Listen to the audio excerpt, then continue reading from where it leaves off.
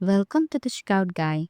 In today's video, I show you how to reorder payment method at Shopify checkout using the Next Reorder app. So this help you display your preferred payment method in the order you want customer to see them.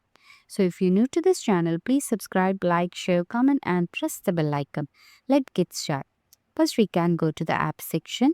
Here we can choose the Next Reorder app. Okay, here in payment method, we can choose quick reorder payment method. Okay, here we have to create the rule. So the rule name is already written. Then the rule status is activated. Now we can choose the payment method. Here I'm choosing cash on delivery. Okay, let's first check our checkout section. Here the cash on delivery is in second position. So here we can give any position we need. So here I'm giving the first position. So in preview section also we can see that reorder cash on delivery is applied now. So that's it. We can click on save.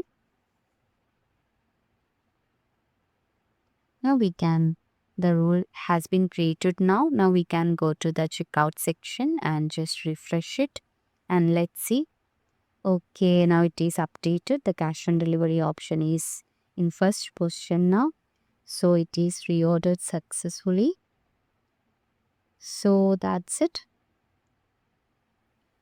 Like that, you can do another payment methods also.